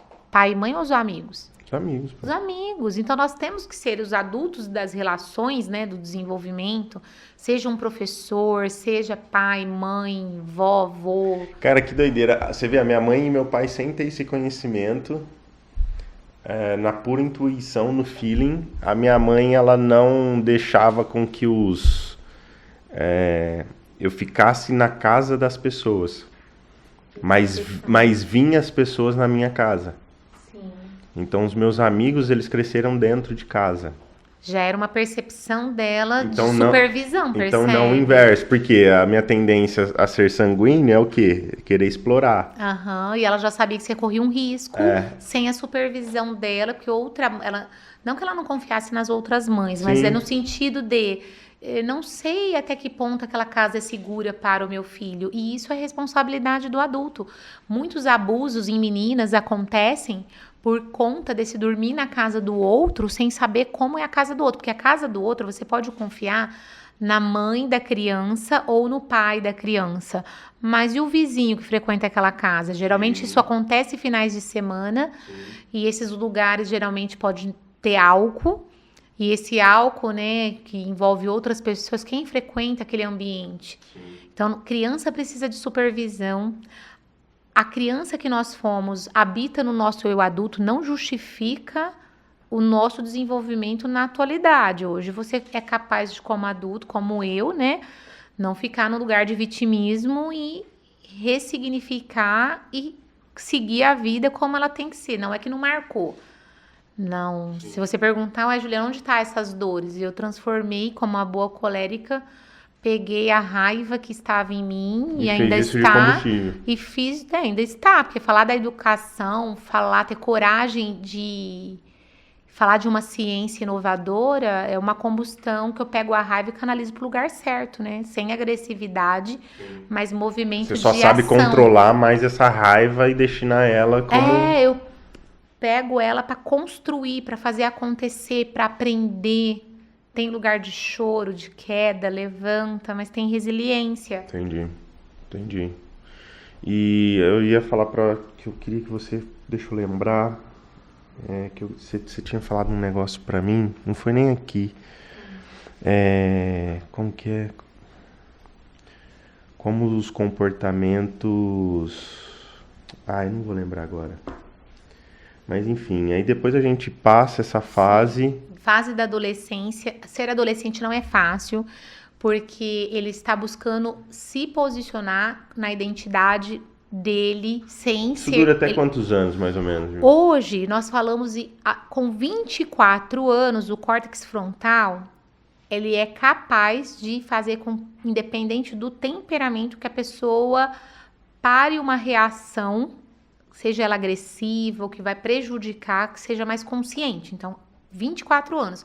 Mas com 18 anos, que já assume o adulto, e países desenvolvidos dá até com 16, porque o adolescente ele tem intenção, precisamos falar sobre isso também. O adolescente ele já consegue ter intenção, mas ele não é adulto para essa regulação. E está tardio essa maturação do cérebro por conta do ser humano, por conta desse processo que os pais acabam não dando responsabilidade de acordo com a idade. Então, a filho pequeno não tem responsabilidade em casa, colocar uma mesa, recolher um lixo. Não colocam, em país desenvolvido, mesmo que a família é próspera, ensina sobre o dinheiro, como lidar com dinheiro, como empreender, como fazer dinheiro. Aí, geralmente, aqui no nosso país, quer ganhar de um modo fácil. Não entende esse lugar do sacrifício, da rotina. Então, o adolescente, ele precisa do preparo para maturação desse cérebro, e com 18 anos está adulto pela legislação, e eu acho estranho que ele pode votar também com 16, né? Então, não tem nem... Não tem e não tem estrutura. A escola pública, se você analisa a escola particular, ainda não está tão ajustada, imagina a escola pública, qual é o cenário desse conhecimento, não é nem do conteúdo em si ainda, estou falando mesmo da formação do indivíduo, porque escola forma pessoas, isso é muito sério. Sim. Muito sério. O adolescente está buscando identidade, então, dentro do temperamento dele, ele já tem essa vulnerabilidade das fraquezas. Nós temos que potencializar as forças, como nós falamos, né? Trazer assim, o que você é bom. Faz isso muitas vezes, foca no que você é bom, e as outras áreas por si só vai acontecer no processo do desenvolvimento. Então, é de extrema importância acompanhar o filho na fase da adolescência para tornar adulto. Porque eu vejo aqui no Brasil um processo errôneo. 18, vai... Posso falar pior o cenário. 14 anos, e eu vejo de famílias, assim, famílias bem-sucedidas, autorizando namoro, ou outras situações que o adolescente tem que ser supervisionado. E aí depois, com 18 anos, já tem uma experiência bem traumática, já entra ali na vida adulta com o emocional destruído. Por isso que se você vier tratando desde a infância, né, for trabalhando esses perfis do temperamento... Vai saber a hora, né? A criança, ou o rapaz, ou a menina... 13, 14, muito normal, né? A relação sexual do jovem. Sexo precisa estar adulto para ter responsabilidade, né? E aí você do que pode proporcionar como um filho. Se você vem trabalhando isso desde a infância... Vai ser natural, lá, saber a hora certa. Nessa idade... Pode até ter o despertar da curiosidade. Que é natural. Mas não tem o despertar da ação. Da ação, sim. Vou fazer a qualquer custo. Sim, vivencio isso não só no consultório, mas na educação dos meus filhos eu vivenciei. Foi natural, não fui uma mãe que meus filhos são proibidos. Minha filha faz teatro, então ela frequenta um ambiente de teatro, festa. Ela sabe quem ela é, como se posicionar, e ela é sanguínea, então hoje ela fala, nossa, mãe, ainda bem que eu sei como, né, aonde, como conduzir algumas situações. Meu filho fleumático começou a namorar depois da faculdade, depois que passou, focou na faculdade, ele já sabia como estudar, como que era o processo fleumático, tem alimentação. Qual a rotina de estudo para cada? Sim, olha só, não só na escola, mas a escola da vida também a gente anda patinando muito. Porque as pessoas querem encaixar todos num padrão só, né? Sim. A alta performance, tem que fazer isso, e é tudo óbvio, é tudo urgente. Só que aí quando você vai para o temperamento, dentro do que é biológico, um exemplo, fleumático não pode ter fome. Se ele ter fome, ele fica irritado, ele já começa ali no trabalho, entrar no abteísmo, porque tô aqui, mas não tô aqui, tô pensando na comida. Então, isso faz parte da rotina, sono, né? Nós temos aí cada temperamento, um exemplo. Tem um pico de sono Tem diferente. pico de sono diferente. Nós temos, por isso falamos em 8 horas de sono, e aí tem, né, movimentos 6 horas, 7 horas, 8, porque a tendência de cada temperamento regular também, além do temperamento, é o ambiente externo. Precisamos falar, Aurélio, porque o ambiente externo, ele interfere muito no eu interno, né? Essa história, eu vou estar no baile funk rezando, não dá certo. Eu vou estar no baile funk dançando. A conta não fecha, pô. A conta não fecha. Não, e também jovens e até adultos, né? Que ela fala, não, eu vou na rave, e só que eu sou eu, né? Não vou entrar naquela energia. Sim, a canção, ela entra direto. Você não precisa nem entrar na rave, só de ser vizinha ali, você vai ter que trabalhar essa questão da canção, porque música é algo muito sério também para cada temperamento. A música, ela entra sem filtro, as canções. Quando falamos para entrar, né, eu sempre fui uma defensora da arte dentro da educação. E não é uma arte vista como banalizar a arte no sentido de só ter, não é somente a expressão do teatro, é qualidade, é instrumento, canção, é colocar a tela, né? Quando a gente fala do Leonardo da Vinci, por que ele evoluiu tanto? Pega o histórico dele, apesar dele ter altas habilidades, ser fora da curva, ele teve ambiência. O pai dele proporcionou, a família proporcionou ambientes para ele. Quer aprender, vai aprender medicina? Tal escola. Agora ele tem talento para pintar, fora que não tinha tela. Então o tédio gera criatividade. Por que a importância da rotina? A gente não vai conseguir falar tudo que é da rotina, porque o conhecimento é muito profundo, é amplo, de tempo, mas eu vou dar um exemplo. Nós temos a necessidade do tédio, que apareceu até no segundo filme que viralizou, o que me deu, Deus é tão bom que eu lancei o livro, eu tive recurso, porque como foi a autoria própria, isso tudo eu sustentando com o dinheiro da clínica. Eu falo que sou muito grata ao ambiente clínico. Eu fico até emocionada, assim, no sentido de sentir mesmo as emoções, porque tudo surgiu muito ali. Paciente que viu o projeto, que abençoava mesmo, assim, com palavras. Juliana, tá sendo bom para mim, transformou minha vida e vai transformar isso é a realização, né? A realização. Então eu falo, o Lucas, nós marcamos em 2021 o lançamento, né? Ele falou, vamos fazer daqui tanto tempo? E aí eu lancei 24 e estourou o Divertidamente 2, que ajudou a falar das emoções e apresentou o tédio. Então cada temperamento precisa do tédio para criar. E dentro da rotina, se não tem rotina, se tem excesso de tela, que é vício, né? Fala, dá droga pro seu filho. Muita gente dá droga, sim. Dá ainda na frente dos outros, no restaurante. Pega a tela e... vamos comer, coloca o filme. Sim. O videozinho. Ou a tela que é babá eletrônica em casa. E a gente vê isso no consultório, uma mente adoecida. A rotina... Dá um exemplo de cada um, Ju. Rapidão, para que eles possam entender, os pais entender o que é uma rotina ideal para cada tipo de adolescente. Sono, né? Vamos falar o que é prioritário na rotina, priorizar sono. Crianças precisam dormir primeiro que dentro de um horário, tirar a tela depois da janta, e sono seguro, que é 8 a 9, 10 horas. Para criança a gente fala...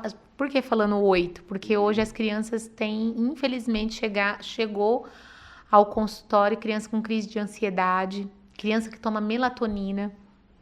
Muito jovem, né? Muito novo para ter esse tipo de tratamento. O que eu e você conheceu na vida adulta, um dia, uma noite mal dormida, hoje eles já está com 7 anos. O que é regulado, né? Se você olha na OMS, o sono é 10 horas para mais. Só que nós estamos falando de algo óbvio que está acontecendo dentro da maioria das casas, que não tem rotina de sono. Eu vou iniciar pelo sono, porque aí depois a gente consegue falar de uma rotina no amanhecer e no decorrer do dia. Porque quem não dorme bem... já vai acordar zoado. Já zoou, como fala aquela música, né? Já dei ali, já Já vacilei no início ali do rolê. Então já começou errado. Então, queimou a largada. Queimou na largada, é isso mesmo. Então, sono priorizar. E também como dormir. Você acredita que hoje as famílias, você vai falar melhor que eu, que você tem mais autoridade. Você constrói casas, você tem todo esse conhecimento, gestão, parte de arquitetura. Por que existe quarto, sala, cozinha? Porque tem funções. É o ambiente, literalmente. Por isso, ambiente, é o ambiente. Mas eles não fazem leitura. É muito comum. É comum, sim, mas eu tô falando, não é comum de tipo 50%, 60%, não. E às vezes eu penso até como falar amorosamente que tá errado. Criança dormindo com pai e mãe. Tem o quarto, tem o espaço adequado, a criança não aprendeu a dormir. Sim. Então, quando nós falamos de sono, só vai dormir bem quem aprende a pegar o próprio corpo, mesmo criança. Tem a faixa etária, que é gostoso. As meninas dormem desde quando elas saíram da UTI. Então, e vocês... Sozinha. E vocês têm um momento de colo com né, no peito, na cama, brincar. Tem um momento... Tem seus momentos de ressalva também. Elas vão dormir lá no nosso quarto. E depois vocês... Mas é muito específico. É muito específico. O que acontece? A maioria dos brasileiros não ocupam esse ambiente adequadamente. Aí nós precisamos regular o sono. Já começa o adoecimento da criança de não aprender a dormir sozinha. Aí imagina na adolescência, inseguro. Se eu não aprendi nem dormir, imagina enfrentar o mundo lá fora. Então, noite de... E o pai e a mãe acham gostoso. Acha lindo. Nossa, não, é gostoso, é tão bonita a família toda reunida. Gente, a família reúne na mesa, reúne em tantos ambientes, né? Vocês trabalham com essa construção de casas, lares, porque eu falo que a estrutura, às vezes, é muito linda, mas o lar, ele é construção. Então, primeiro é olhar esse ambiente, criança tem a faixa etária, procura o pediatra, um profissional do desenvolvimento, qual é a idade para aprender a dormir, como fazer esse processo sem ser traumático, não é para ser traumático. O adolescente precisa se sentir autônomo, né? Eu sei já regular o sono e quando acorda, para cada temperamento, né? Vamos falar sobre sanguíneo.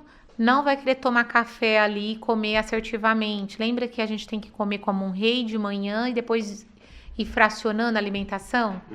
Então, mesa, café da manhã, todos os temperamentos precisam, porém com observação que alguns vão enfrentar resistência. Então, vamos ter aí um sanguíneo que só vai pegar um negócio, uma banana ou um café, um leite e sai comendo. Uma Danone. Aí nós temos ali o colérico que tem uma meta, então ele vai querer os ovos mexidos ali. Ele pode até sair comendo, mas ele tem metas. E aí quando ensina isso, vai cumprir. Vou. Temos o fleumático que não pode ir para a escola sem café da manhã e ter adultos também para o trabalho, tá? Irritabilidade no trabalho às vezes é fome. O óbvio tem que ser dito, porque as pessoas não estão fazendo o óbvio. Parece estranho, né? Mas... Você é só estressado porque você não come. E excesso de açúcar que todos nós temos que diminuir. Então, café da manhã tem que ser rico. Olhar essa questão de quantidade até de frutas que tem excesso de açúcar. Para não ter muita frutose. Pensa que está comendo saudável e, na verdade, para cada temperamento, imagina um sanguíneo com excesso de açúcar. Eu cortei um pouquinho, eu senti, hein? Cortei um pouquinho, não, eu cortei.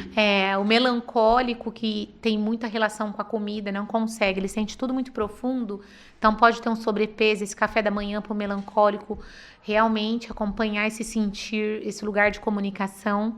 Fleumático, fracionar, porque ele vai gostar de comer bem, então pode ganhar um sobrepeso.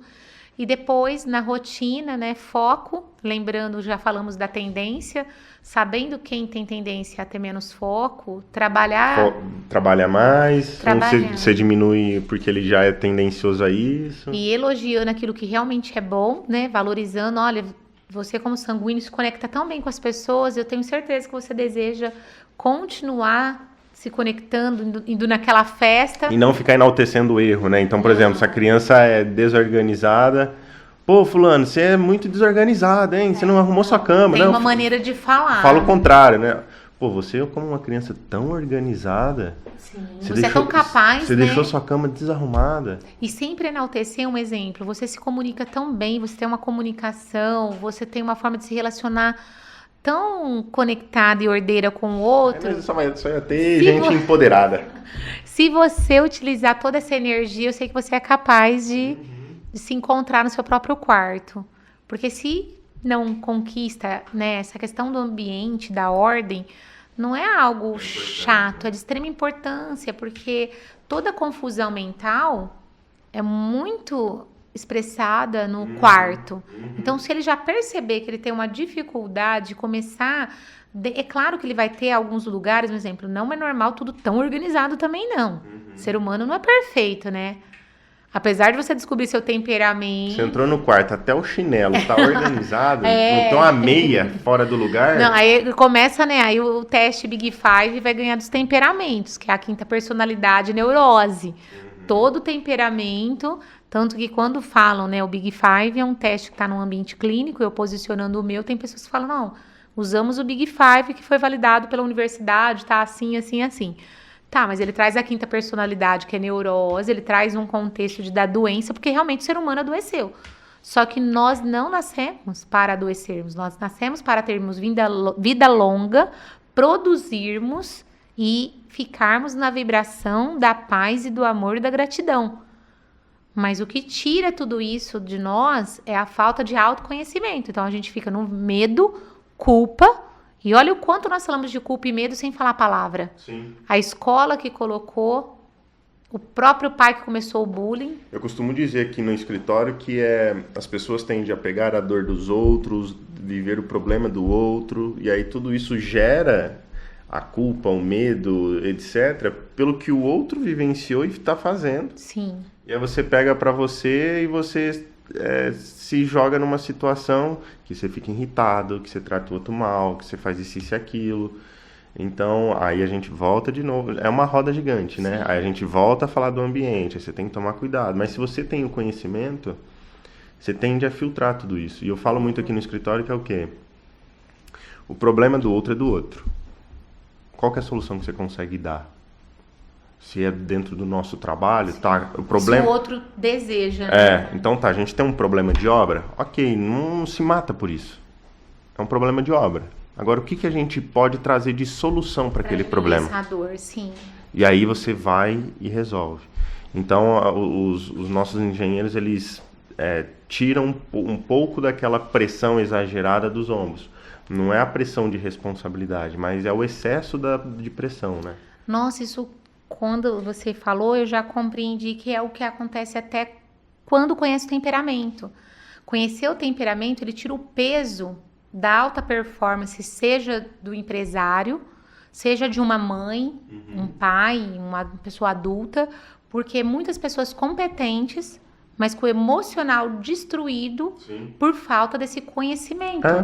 É isso daí que acontece. Porque quando você percebe, um exemplo, sabemos o nosso temperamento, sabemos nossa tendência, o que eu faço de melhor e o que eu preciso desenvolver, habilidade. E o que eu reconheço no outro também, melhorando assim as relações. Porque muitos casais, não falta amor, falta comunicação. Por isso, tanto a comunicação ganhando, né, potência, os conteúdos também, porque é esse lugar que precisa se encontrar. E cada um se comunica melhor de uma forma, né? Sim. E aí você tem que preparar, então, no exemplo, um colérico, ele tende a ser mais irritado. Mais irritado, a rotina dele, ele dá conta de uma rotina, né, ambiente... Pesada, né? Pesada, trabalho, atividade física. Então, a meta do colérico, na rotina, se você colocar atividades e intervalos curtos de descanso, ele dá conta, porque é do biotipo dele, é biológico. O sanguíneo também consegue, porque ele tem essa tendência. Fleumático precisa de descanso, melancólico também vai precisar de um intervalo, mas lembrando que todos... dentro da probabilidade, né, de ter uma rotina segura, sono, alimentação e relacionamentos. Então, todos os temperamentos, quando falamos de eu me conheço, eu sei o lugar que eu me coloco, para qual, né, igual você falou, tirou peso do ombro, aonde que eu vou sofrer realmente, aonde que aqui Se é um problema pontual, eu vou pegar e resolver dentro da minha rotina, sem levar para uma questão emocional, virando aí uma ansiedade ou uma depressão. Exato, é exatamente isso. Galera, eu acho que a gente deu um pouquinho de conteúdo aí, né, Araki? Como que foi? Eu acho que um pouquinho de conteúdo teve, hein? E, ô Ju, pra fechar, que recado você dá pra galera? Porque se deixar, não vai ficar aqui até... Nossa, muito conhecimento, é transformador. O temperamento, a ciência dos temperamentos veio para agregar, para transformar. É mais simples do que você imagina. É algo que traz, né? A terapia sua não está errada, seu desenvolvimento não está errado, só precisa ajustar seu temperamento ao que você deseja e principalmente cuidar das relações, conexões e afetividade. Onde tem amor, gratidão e paz, tem prosperidade também. Então... E eu esqueci de fazer uma pergunta. Ah. Se você voltasse no tempo, lá pra Josinha, pequenininha, o que você diria pra ela?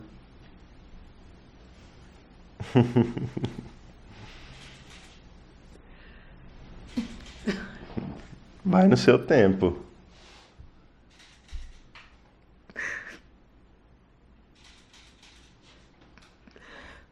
Nós conseguimos.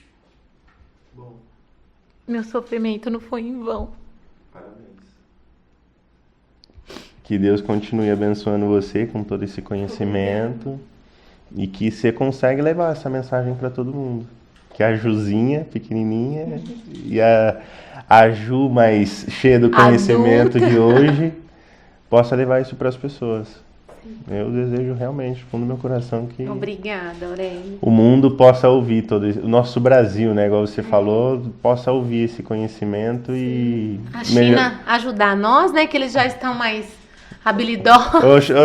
Galera do Xing Ling, ajuda nós, pô. Vocês vêm pra cá e abrem um monte de loja, agora ajuda nós a levar o conhecimento. E desejo realmente, porque eu acho que as pessoas precisam, o mundo precisa.